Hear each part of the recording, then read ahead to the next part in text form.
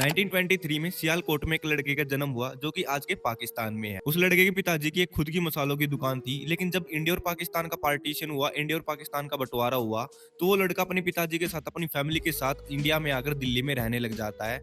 जब वो यहाँ पर दिल्ली में आया तब उनके पास कोई भी काम नहीं था। उस लड़के ने दिल्ली में आकर छोटी-छोटी नौकरियाँ की, दिहाड़ियाँ की, मजदूरी की और तांगा भी चलाया। लेकिन उस लड़के ने हार बिल्कुल भी नहीं मानी, जैसे-तैसे उसने अपने घर का खर्चा चलाया।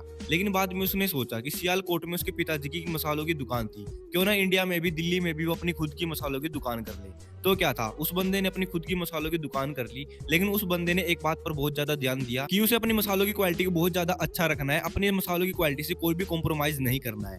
फिर क्या था, धीरे धीरे दिल्ली के आसपास के इलाकों में उस बंदे के मसालों की बहुत ज्यादा तारीफ होने लग गई। दूर दूर से बंदे उसकी दुकान पर आते थे और उसके मसाले खरीदते थे। उस बंदे की खास एक बात ये थी कि वो बंदा अपने खुद हाथों से अपने मसाले तैयार किया करता था, इसीलिए उसके मसाले इतने ज्यादा फेमस हुए थे आसपास के एरिया में। फिर कुछ साल बाद उस बंदे ने 1959 में अपनी खुद की एक फैक्ट्री बनाई, जिस फैक्ट्री में वो बहुत सारे मसाले बनाया करता था। और फिर धीरे धीरे पूरे इंडिया में उसके मसाले फेमस हुए और उसके बाद पूरी दुनिया में उसके मसाले फेमस होने लग गए। और आज के टाइम में उस बंदे की मसालों की कंपनी हमारे इंडिया के सबसे नंबर 1 मसालों की कंपनियों में से एक है।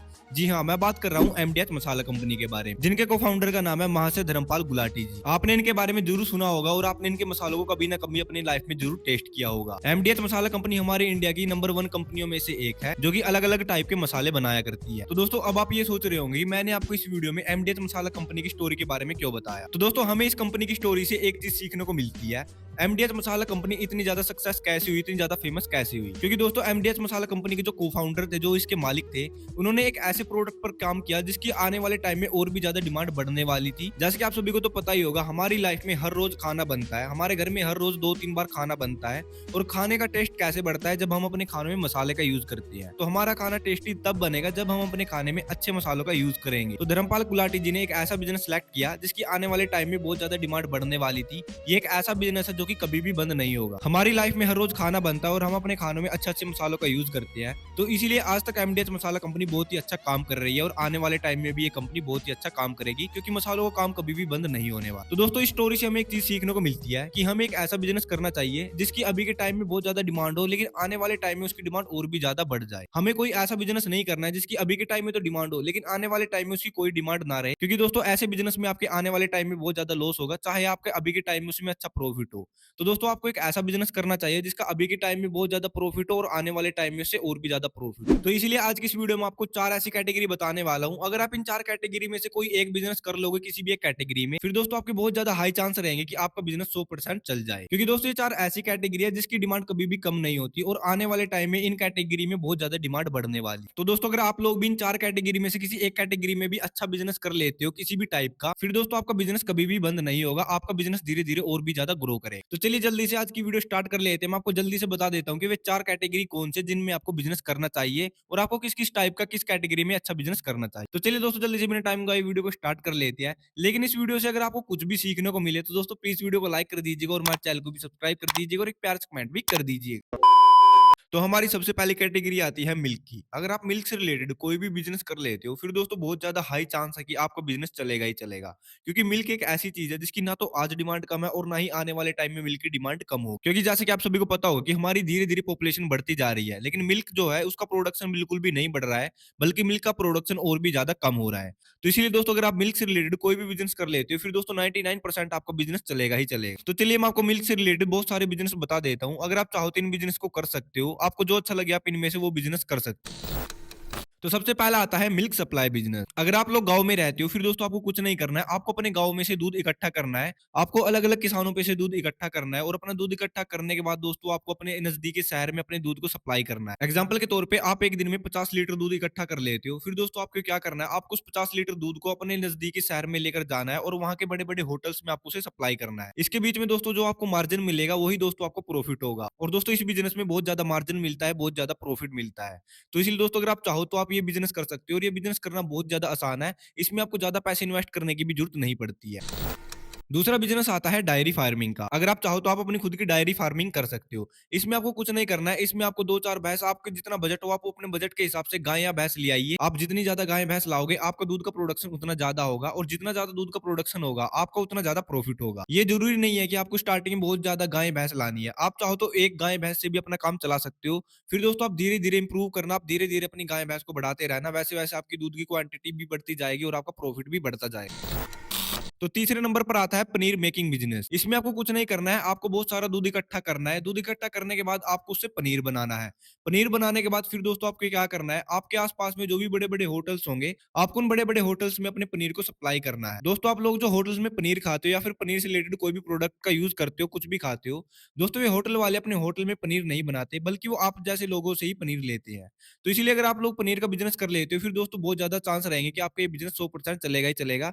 बस आपके पास अच्छे कस्टमर होने चाहिए, आपके पास अच्छा कॉन्टैक्ट होना चाहिए बड़े-बड़े होटल्स का। ये बिल्कुल भी ज़रूरी नहीं है कि आपको पनीर सिर्फ़ बड़े-बड़े होटल्स में ही सप्लाई करना है। आप चाहो तो शादी फंक्शन में भी अपना पनीर सप्लाई कर सकते हो। और इस बिज़नेस में आपको एक बहुत ही बड़ा प्लस पॉइंट मिलता है और वो प्लस पॉइंट ये है कि पनीर हर एक मौसम में चलता है, चाहे गर्मी हो, सर्दी हो, चाहे कोई भी मौसम हो। पनीर हर किसी मौसम में हाई डिमांड में रहता है। तो दोस्तों आप चाहो तो ये बिज़नेस आप कर सकते हो।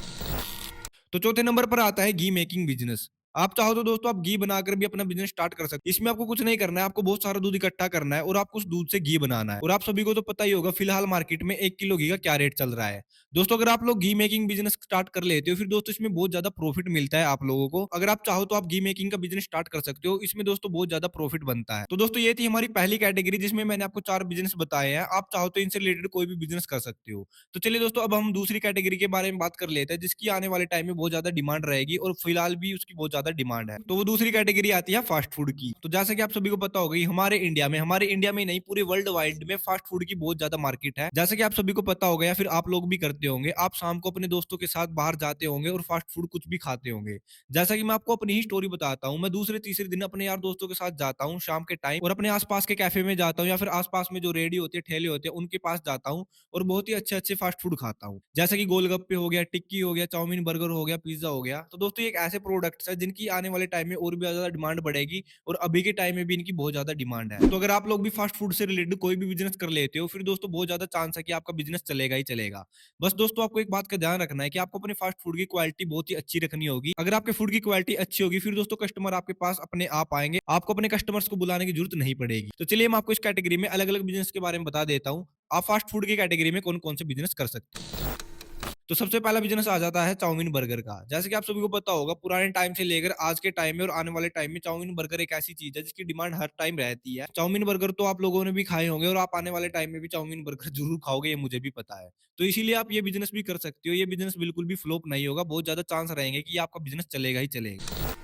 दूसरा बिज़नेस आ जाता है मोमोज़ का। अभी के टाइम में हमारे इंडिया में मोमोज़ सभी को पसंद है और आने वाले टाइम में भी मोमोज़ सबकी पहली पसंद ही रहने वाली है। तो इसीलिए दोस्तों आप मोमोज़ का बिज़नेस कर लेते हो, फिर दोस्तों बहुत ज़्यादा चांस है कि ये भी बिज़नेस आपका चलेगा ही चलेगा।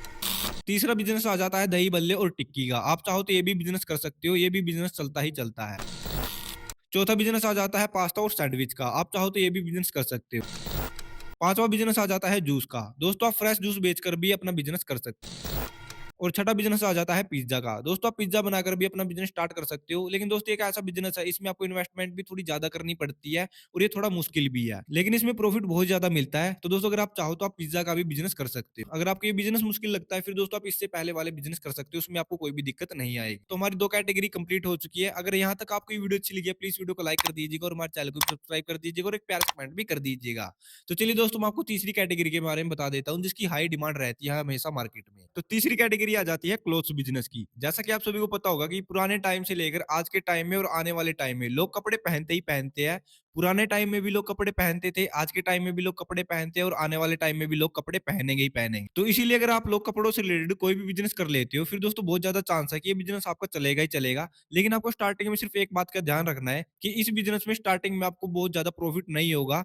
धीरे-धीरे जब आपके बिज़नेस का नाम होगा, आपकी मार्केट में डिमांड होगी मतलब कि आपका नाम चल जाएगा। जैसे कि अगर आप कपड़े से रिलेटेड कोई दुकान कर लेते हो, तो दोस्तों जब आप स्टार्टिंग में अपने कपड़ों की दुकान करोगे, ज़रूरी नहीं है कि स्टार्टिंग से ही आपकी दुकान में कस्टमर आने लग जाएँगे। धीरे-धीरे आपकी दुकान दुकान में कस्टमर आना स्टार्ट करेंगे और जब दोस्तों आपकी दुकान में एक बार कस्टमर आ जाएगा, अगर आप अपने कस्टमर्स को सेटिस्फाई कर दोगे, उनको अच्छा प्रोडक्ट दोगे, फिर दोस्तों वो दोबारा से आपकी दुकान में ज़रूर आएगा। तो इसीलिए दोस्तों आपको इस बिज़नेस में स्टार्टिंग में अपना नाम बनाना पड़ेगा, उसके बाद दोस्तों आपका बिज़नेस चलेगा ही चलेगा। तो दोस्तों अगर आप लोग चाहो तो आप कपड़े से रिलेटेड कोई भी बिज़नेस कर सकते हो। इस बिज़नेस में आपको ज़्यादा पैसों की इन्वेस्टमेंट करने की ज़रूरत नहीं पड़ती, आप बहुत कम पैसों में यहाँ पर अपना बिज़नेस स्टार्ट कर सकते हो। आप चाहो तो एक छोटी-सी दुकान कर सकते हो, फिर बाद में दोस्तों आप अपनी दुकान को मॉल में भी कन्वर्ट कर सकते हो। और दोस्तों कपड़ों में आपको बहुत ज़्यादा मार्जिन मिलता है, जैसे कि आप सभी को पता होगा, ये टी-शर्ट ₹500 की है। ज़रूरी नहीं है कि दुकानदार को ये टी-शर्ट ₹500 की ही मिली होगी। दुकानदार को ये टी-शर्ट 100 ₹150 की मिली होगी और उसने 100 150 की टी-शर्ट ₹500 में बेच दी है। तो दोस्तों आप इससे अंदाज़ा लगा सकते हो कि कपड़ों में कितना ज़्यादा मार्जिन होता है। तो चलिए अब चौथी कैटेगरी के बारे में बात कर लेते हैं। तो चौथी कैटेगरी आ जाती है ग्रोसरीज़ बिज़नेस की, मतलब कि किरियाने की दुकान। अगर आप चाहो तो आप किरियाने की दुकान भी कर सकते हो। जैसे कि आप सभी को पता होगा कि किरियाने की दुकान में क्या मिलता है।